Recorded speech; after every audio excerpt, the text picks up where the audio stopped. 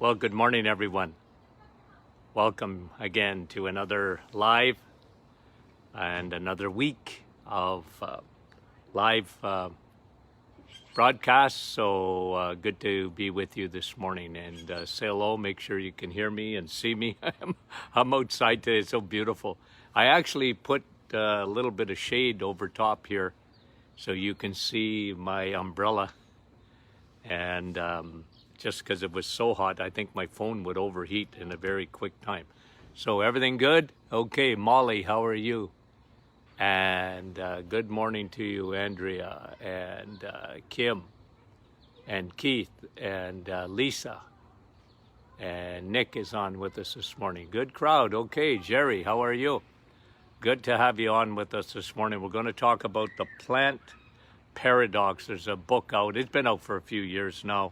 And a lot of people have asked me about two books, so I'm going to comment on them both this morning. Okay, one is called The Plant Paradox, and the other one is Eating for Your Blood Type.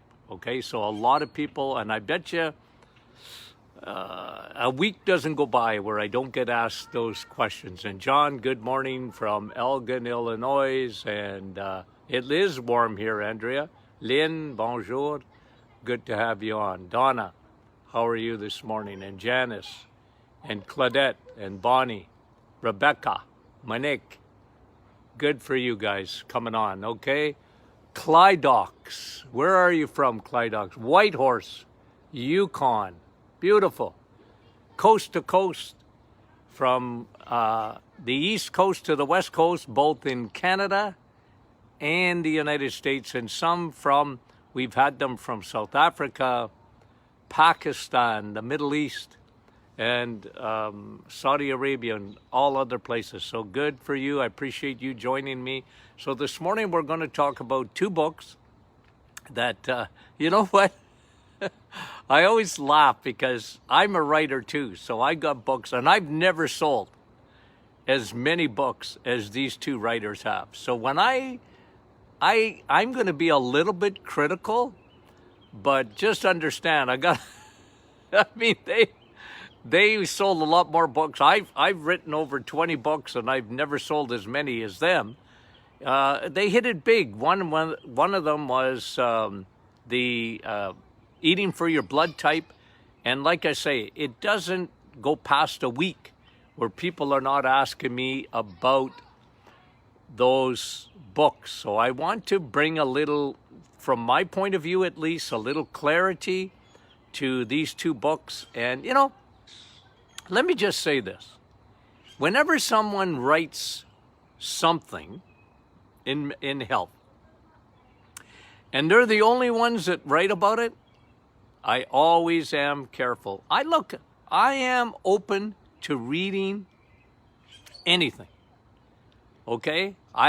Listen, the day you stop learning is the day you should leave the planet. Like, never stop learning. I want to learn every day. I am interested. And so I read, and I'll just tell you a little story about Dr. D'Adamo, who did the book Eating for Your Blood Type. I've told you this before, but I'll say it again. He introduced his book at the same time as me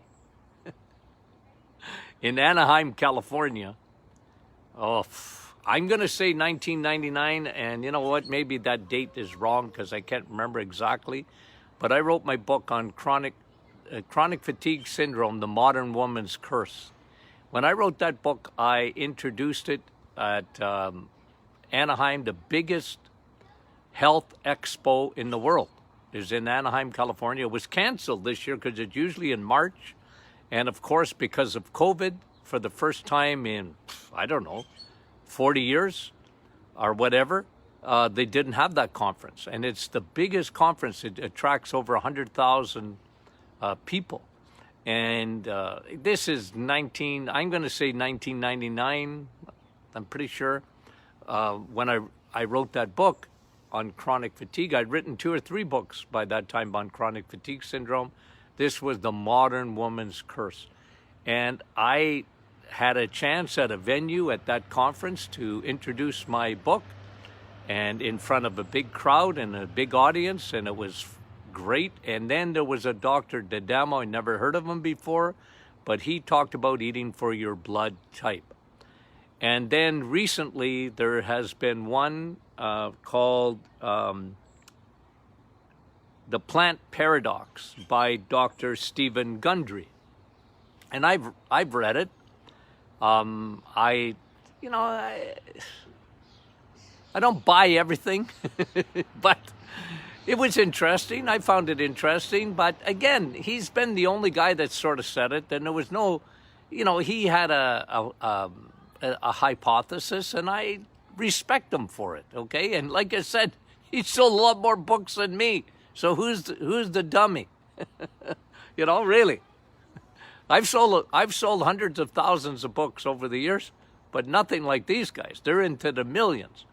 And, well, good for them. And you know what? Read it, guys, I tell you, when you talk about these two books, read them with a little bit of a grain of salt, okay? Because I appreciate some things that were said in those books, but generally, the hypothesis, in my opinion, is not 100%. So, again, and so let's break them down. And number one, we're going to talk about the plant paradox. Okay, so the plant paradox is a book about lectins. What are lectins? Lectins are proteins that bind to carbohydrates. Okay, they're proteins that bind to carbohydrates, and they are found generally, I'll give you the list, in kidney beans, in lentils, in legumes, in whole grains, soy, peanuts, corn, squash, tomatoes, eggplants, and peppers. I don't know if that's an exhaustive list, but that is a list. And so what Gundry is saying is that these lectins are very hard on your gut, and the human body was never meant to eat them. Now, I disagree with that, okay? Now, you guys know me, so I don't have to tell you that I think that we eat way too many plants. Look, let me back up, and I'll explain what I just said, okay? Now, listen. In the last 50 years or so, the world has gone, woo, woo, woo, woo, okay? And the reason they have done that is because it all started with the fat. I should call it the fat paradox. You know what? Maybe I'm going to write a book called The Fat Paradox. Not the plant paradox, but the fat paradox. Because the whole world, and you guys have heard this 1,000 times from me, but the world went crazy about 50 years ago or so. And it was the fat makes you fat. Fat gives you cholesterol. Fat isn't good for you. Fat is the problem. Fat's what's in your arteries. Fat is terrible, and don't eat fat. So we went fat-free. Part of that fat-free is getting away from bacon and changing our breakfast. I talked about that, and how we have gone to more instead of the animal kingdom, because that's where cholesterol is. There's no cholesterol in the plants. So hook, line, and sinker, the world went for this deception. And the deception was animal products, eggs, meat, and cheese contain cholesterol, they contain fat, and fat is bad for you, cholesterol is bad for you. So there's the history behind it. The cereal companies especially were adamant that cholesterol was at the root of heart disease. And forget smoking, cholesterol. That's what they said. And like I said, hook, line, and sinker, medicine went for it. The world went for it. And what we saw was a huge shift, a huge paradigm shift that occurred. And you have to understand, I'm an old guy. I've been around a long time. I saw it happening. I saw it happening right before my eyeballs. Have you ever seen a paradigm shift? You've seen it right before your eyes, guys. There's been a huge shift in our thinking where, go back to January.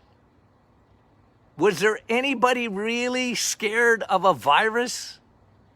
Did you ever think a virus would shut the whole stinking world down? But it did. If you would ask me in January, well, you did ask me in January about COVID. And I said, well, don't worry about it. It's not as, it's like the flu. Of course we're surrounded by pathogens. Anyway, I don't want to get sidetracked. All I'm saying is, you guys have seen in your, even in the last 4 or 5 months, a huge shift. It shows you how fast it can happen. But in the 1960s, late 60s into the early 70s, there was an anti-cholesterol war going on. And cholesterol is only found in the animal kingdom. So what did you have going on? You had the plant kingdom. Am I against plants? Nope. But you had a huge intake of plants.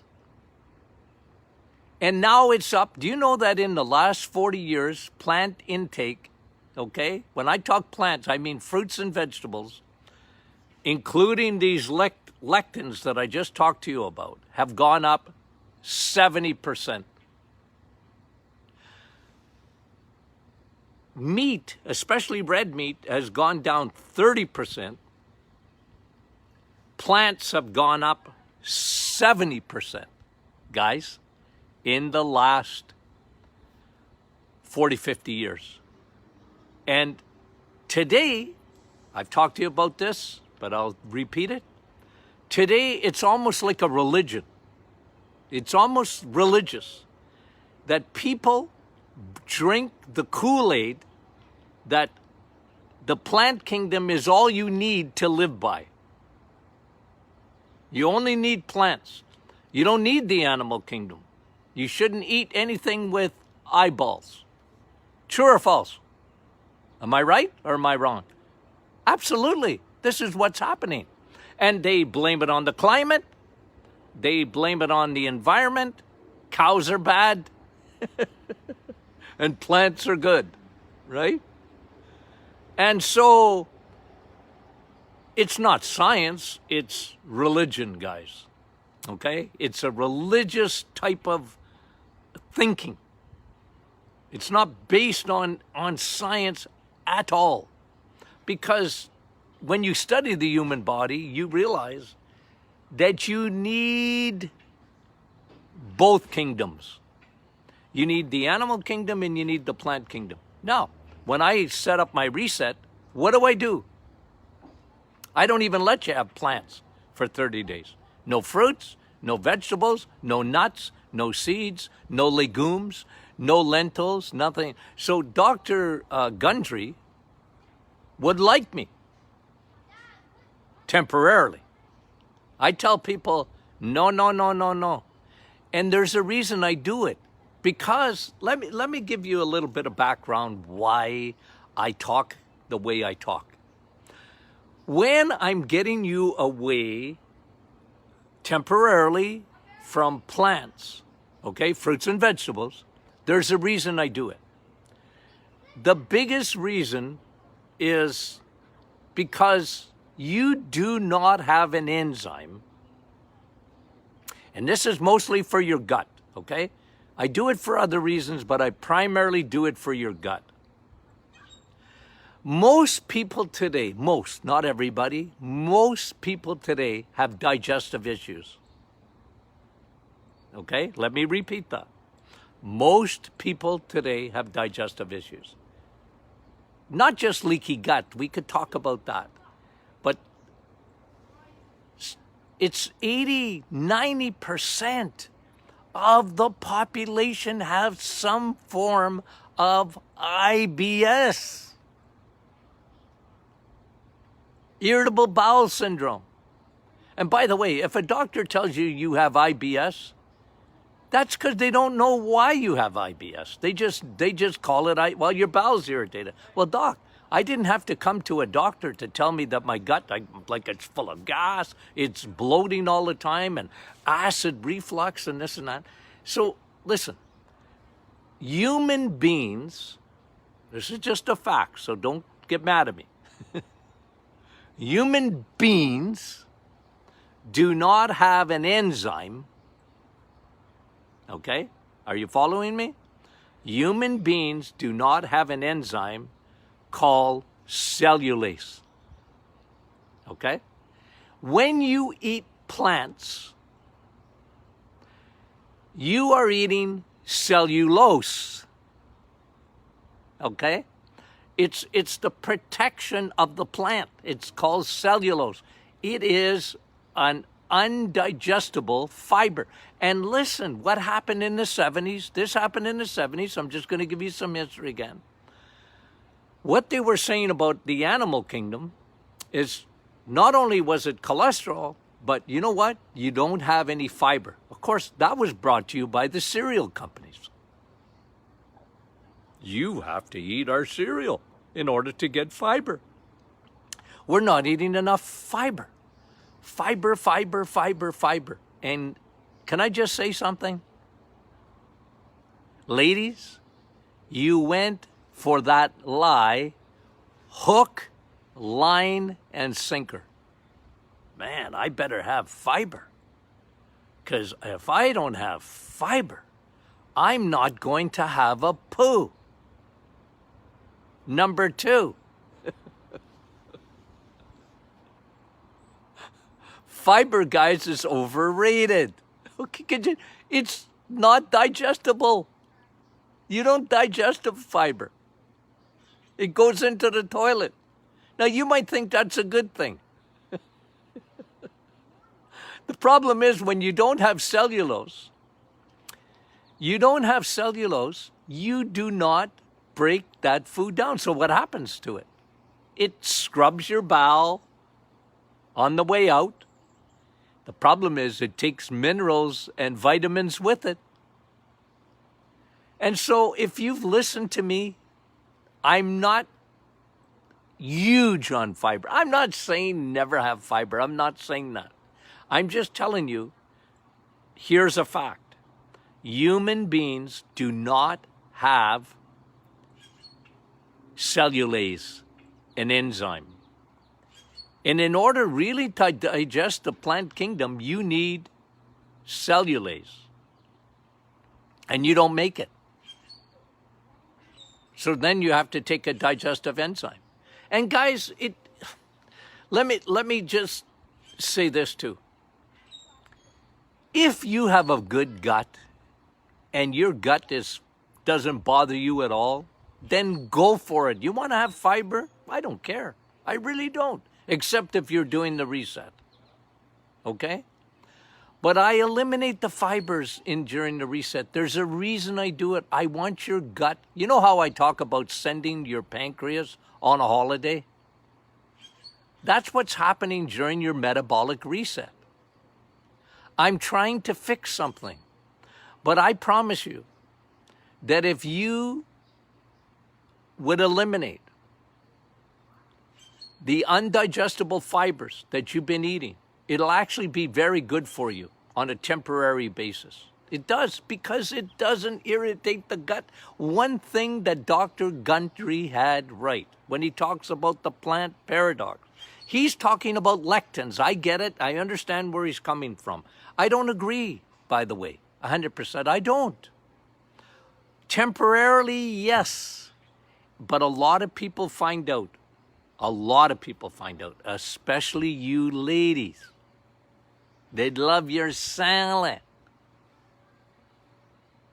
Okay? You're not a rabbit. rabbits make cellulase. And cows make cellulase. They have it as an enzyme. You don't have that enzyme. You don't. You don't. Don't pretend you do. Oh, I'm different, Doc. I got that enzyme. No, you don't. You don't make it. Cows have 4 stomachs. You got 1. Rabbits make cellulase. You don't. You don't have that enzyme. So that's why a lot of people, because of this, the plant kingdom going up to the top of the food chain and the animal kingdom going down on the food chain and getting a bad rap, what's happened is people are eating way too many plants. There, I've said it. So to some extent, one thing for sure, when you're on a 30-day reset, your gut is getting the good break that it deserves. You know what? It's amazing how the lining of the gut, that, listen, good digestion basically comes down to 2 things, okay? Your microbiome, which is your bacteria, and your enzymes. And people, because, and this is why I've said it in the past, that like the use of antibiotics has been the greatest discovery of the 20th century, but has become the curse of the 21st century. It's one of the reasons that we see so many, what am I saying, 70, 80, 90% of the population today have some kind of digestive issue. Their gut. Microbiome, how does that get affected? Well, by a lot of things. We talked about this so many times, but the number one thing in the world today that affects your microbiome is antibiotics and non-steroidal anti-inflammatories like Advil and Motrin and other things like that, even Tylenol. Like Tylenol isn't really an anti-inflammatory, but it's a painkiller, and Tylenol affects your microbiome, and so does your bad food. Crappy carbohydrates and vegetable oils and artificial sugars, and you're feeding bacteria with sugars, our stinking diet. When we got away from the animal kingdom, our sugar consumption has gone up 1,000,000%. We are consuming, on average, you don't even realize it, somewhere around 200 pounds of sugar a year. Sugar destroys your gut because it feeds yeast. So one is microbiome and the other one is enzymes. Those are the 2 things you need to have good digestion.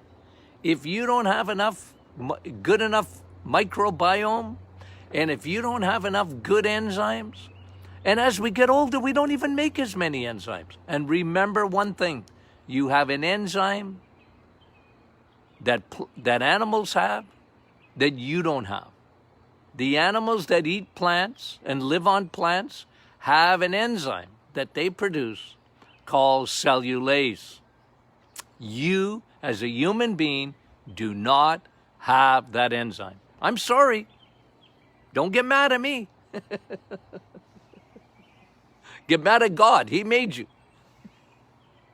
So all I'm saying is what? Steve Gundry, Dr. Gundry, not stupid. He has a theory about lectins. I like chili with kidney beans, but I can digest that. It don't bother me. Okay? For me, it doesn't bother me. I don't have that digestive issue. I find the only thing that Dr. Martin gets in terms of gut is more if I don't eat properly and I elevate my insulin, then I get acid reflux. I know when I'm eating too many carbs, I get acid reflux. And I don't get acid reflux as long as I don't eat too many carbs. Because me and insulin don't get along. And neither do you. You don't get along either. Don't pretend you do. Okay? You got a bad relationship with carbohydrates. And many of you, and I aim at the women, because women love their salad. They do. And my wife loves salad. Oh, she says I'm having a salad. And she uses that voice on me too, because I do it. I'm having a salad, because she likes it. I said, women, what is it about you that you like salad? Okay? Eat your vitamin S steak. So that's one, okay? Let me talk about the other one, eating for your blood type. Eating for your blood type. This was a Dr. D'Adamo, not a dummy, very smart guy, smarter than me.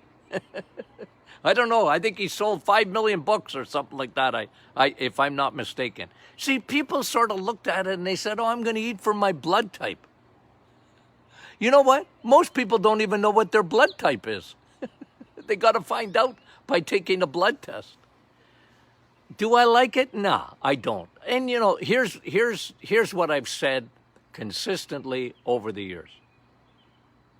If you read this book and you try eating for your blood type and you feel very good, well, good for you. Good for you. But if you're asking me, okay, this is my show, so you're asking me. If you're asking me what I think of it, the book, I tell you, because look, he's got some people eating this, that, or the other thing, depending on their blood type. Here's what I know about your blood type. You and sugar don't get along. I don't care what blood type you have. And if you're not eating steak, and if you're not eating animal protein and animal fats, you are making a huge mistake, and I don't care who you are. I don't care who you are. You are making a big mistake. I always tell my vegetarian and vegan friends, can I talk you out of that? As a PhD in nutrition, can I talk you out of that? And you know what, guys? You know, like, I'm not popular. I'm not popular with dietitians. I'm not popular with, in this modern day and age where people are going for this veganism and vegetarianism and the young people movement today. I understand. I'm an old guy and they think, oh, you're a dinosaur, man. Like, you know, you got to get with the plants. And nah. You got to convince me, because look, guys, I'm a scientist. Now, some people hide behind science, and it ain't science at all. But I'm just telling you, give me a piece of steak, and then you bring me the best vegetable that you think you can bring to me. The best, the most nutritious one. You know what people usually pick, by the way? They pick broccoli. And broccoli, I'm not saying it's not good for you, although a lot of people have trouble digesting broccoli, okay? But bring me your broccoli and I'll bring you a piece of steak. And now I'm going to compare them. So all I'm saying with Dr. D'Adamo and eating for your blood type, he put it on, whatever your blood type is, he first of all is evolutionary. He believes that you got to go back to your ancestral roots and do what your blood type did, what they ate for. Guys, I don't buy that. I can't.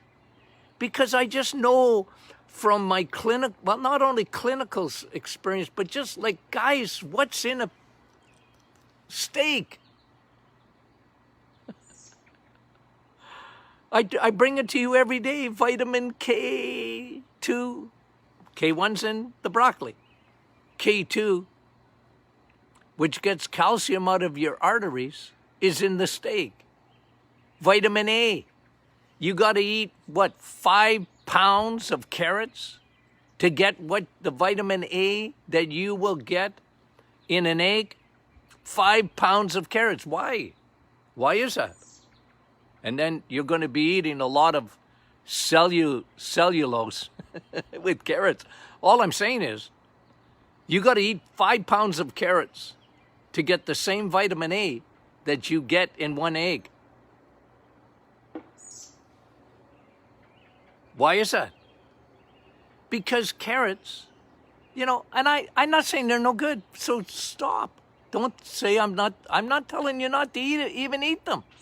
I'm just telling you, you know how they always said, well, carrots for your eyes. Yeah, but a steak is better for your eyes, and so is an egg for vitamin A.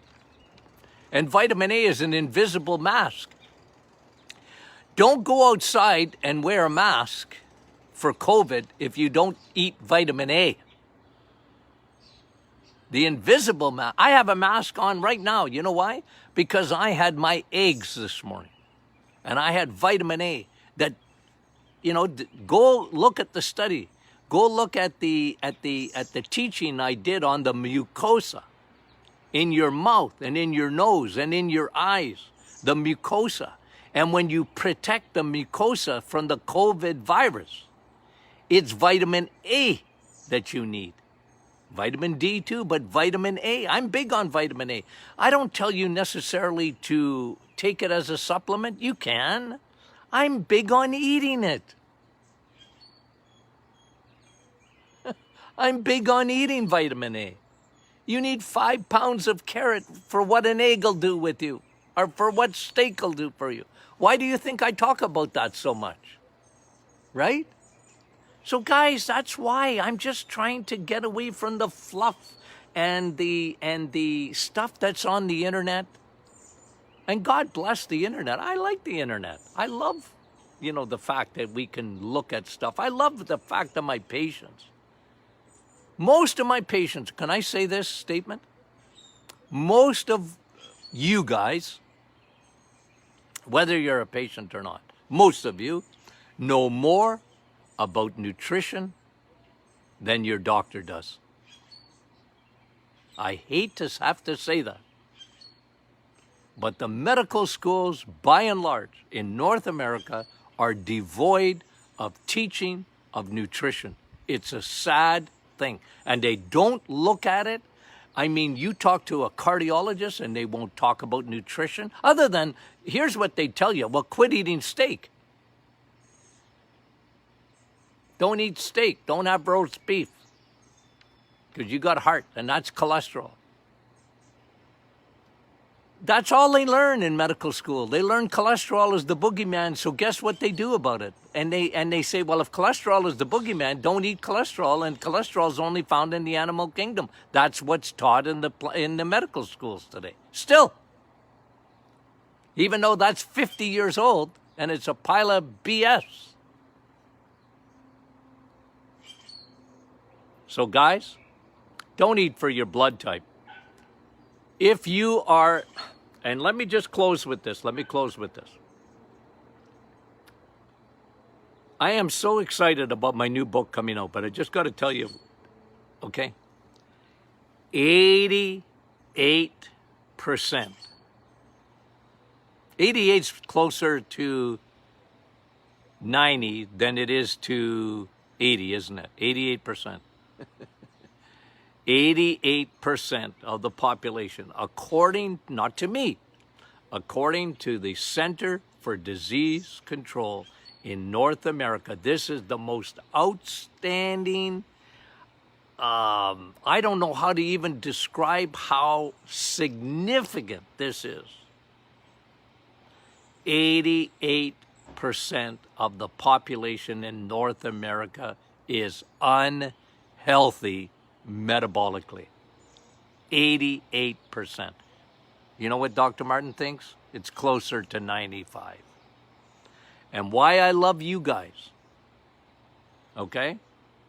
Why I love you guys is because you guys understand, and I am a very, very simple person. I'm not complicated. I see things in black or white. There's very little gray in my life. But one thing I have learned in my practice over the years is that if you cut out your crappy carbohydrates and your sugars, your metabolism, your metabolic which is at the root of cancer, heart disease, Alzheimer's, diabetes, and autoimmune. All 5 of those things, which is collapsing our healthcare system, are affected by your diet. And if you know that, and I know I'm preaching to the choir this morning, but if you understand that, then you will understand Dr. Martin. This is where I come from. This is what I believe. And I look at that 90%. And if you're in that 90%, and as you know, many of you understand, if you're in 90% of the population, that is, you put your hand up and say, my name is Tony and I'm a carboholic. If you are on that ship, you're on the Titanic and you're in trouble. And I show you how to get off. That is my goal. And so when people talk to me about plants only, without the nutrient-dense foods of your animal kingdom, I'm 100% convinced that they're wrong. And I'm 100% convinced I'm right. And I've proven it to hundreds of thousands of patients over the years with my eating program. And I'm not saying never eat plants, of course. I'm not saying that. So don't say I said it. I didn't say it. I'm just telling you, don't you eliminate your eggs, meat, and cheese from your diet, unless you can't digest them. You can't digest, like I get people can't digest an egg. Well, don't have it. Oh, doc, cheese. Well, cheese isn't dairy. I don't even look at it as dairy because people have given dairy a bad name. Anyway, I don't want to get into that as much as, but you know where I come from because of that 88 to 90%, and I think it's even 95%.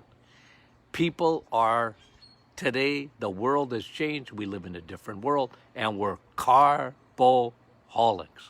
That's the biggest problem in our society today. Hey, love you guys. Talk to you tomorrow, Lord willing. And you know what, folks? Share this. Do you know thousands and thousands of people every day are watching this? And it's because of you guys and sharing. And so we really appreciate that. Share this as a teaching to your friends and to your family. Talk to you soon. Love you guys.